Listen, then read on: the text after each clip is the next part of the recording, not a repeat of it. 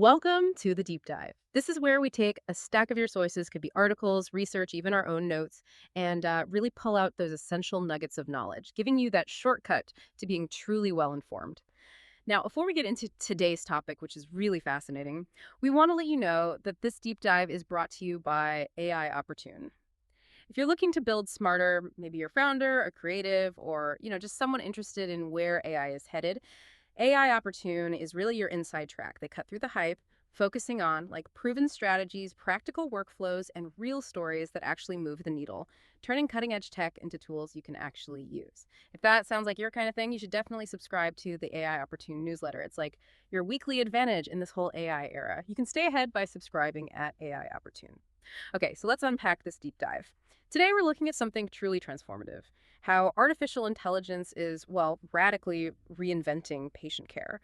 Our mission today is to sort of move past that traditional, sometimes generic gut feel approach in medicine and really explore how we're shifting towards incredibly precise, smart heals treatments tailored right down to the individual, all thanks to AI. Yeah, it's really interesting when you look back at how medicine is often operated, especially for complex stuff like cancer.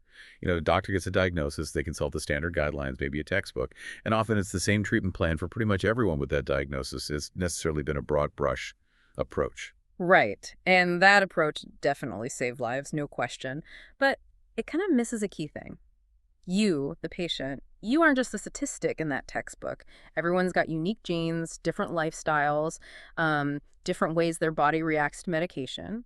That older model, as good as it was for its time, often skips over those vital individual differences. You could have the same cancer type as the person next door, but maybe chemotherapy hits you completely differently. Exactly. And that brings up a really important question, doesn't it? Yeah. How do we actually bridge that gap? The gap between those general treatment guidelines and the specific biological reality of each person. How do we go from treating the disease name to treating the actual person who has the disease? And that's precisely where AI is stepping in. It's offering this level of personalization, this precision that we've really only dreamed about until recently. And this isn't just science fiction, is it? This is where it gets really exciting. We're actually seeing amazing concrete examples of AI delivering this personalized care right now. It's changing outcomes. Yeah, definitely. Let's take prostate cancer as an example.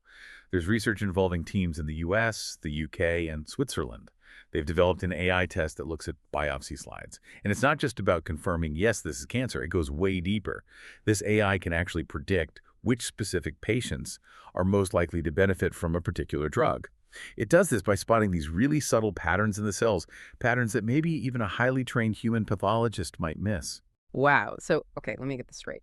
It means potentially better outcomes for patients, maybe fewer awful side effects. And it's doing this just by using the diagnostic data we already have, but in a smarter way, not needing loads of new expensive tests. Precisely. That's the power of it. And if you sort of connect that to the bigger picture, it really shows how AI can pull out these deeper, truly actionable insights from the huge amounts of medical data we're already sitting on. Look at Germany, for instance. There's an AI model there, trained on anonymized data from 15,000 patients. Yeah. And it's now helping oncologists figure out the best treatment for different solid tumors. Yeah. What's really powerful is how it combines everything, the clinical history, the imaging scans, the complex genetic data. It sees the whole patient picture. So instead of potentially years of, trying one thing then another or making educated guesses, doctors are getting these predictive insights almost from day one. That feels like a massive leap forward for patients. And there's something similar in the UK too, right? An AI blood test. Yeah, exactly. A new AI-powered blood test that's matching cancer patients to targeted therapies about 2 weeks earlier than the old methods. 2 weeks earlier. Less waiting time, more healing time. And crucially, starting the right treatment sooner. That's huge. And these aren't just, one-off cool experiments. They really point to a fundamental shift happening in medicine. AI isn't just about handling big data. It's about making that data work for the individual, turning general stats into a personalized roadmap for that patient.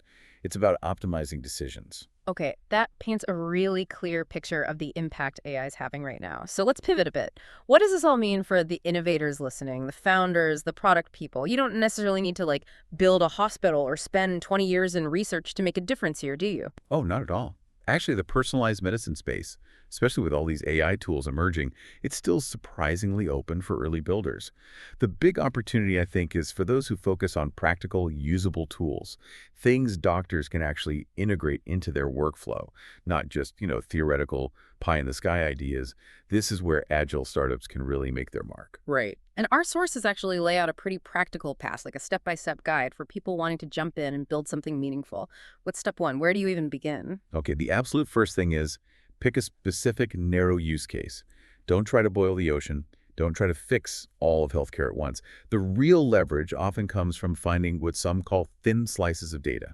So focus on a really clear pain point where AI can deliver superior prediction, maybe with surprisingly small targeted data sets. Think about predicting response to one specific drug or optimizing treatment planning for just one type of cancer, or even those hyper-personalized lifestyle nudges, like what that company's superpower is doing with nutrition advice. Small focus, big potential impact. That thin slice idea versus boiling the ocean, that's a really helpful distinction. Okay, so you've narrowed your focus. What's the next tactical move? How do you start building the actual AI? Well, the next thing is to leverage public clinical data sets. You don't necessarily need your own proprietary data right at the start. There are amazing resources out there, freely available, like TCGA, the Cancer Genome Atlas, tons of genomic and clinical data, or MIMI, which has loads of de-identified critical care data from ICUs, real-world stuff, and UK Biobank, tracking 500,000 people's health over time.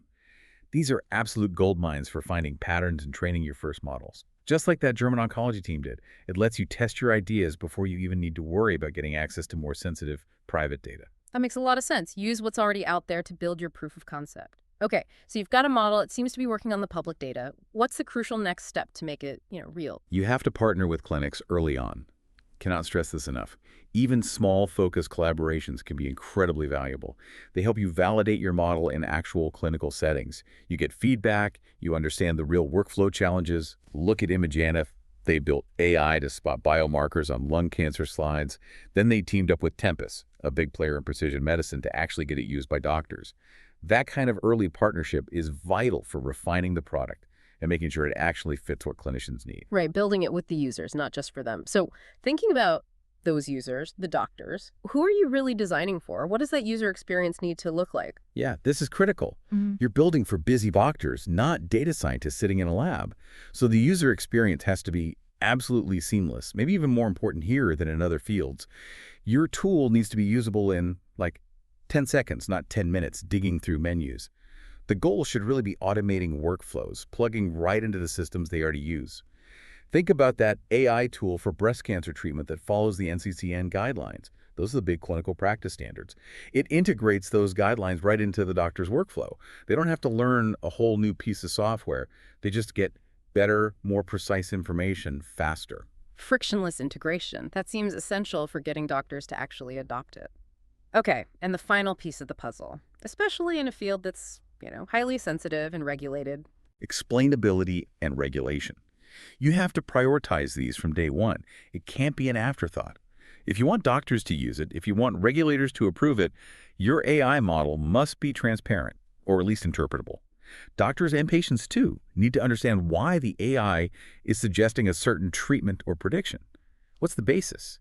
It's not just about ticking compliance boxes. It's fundamentally about building trust, building clinical confidence. You need to think from the start.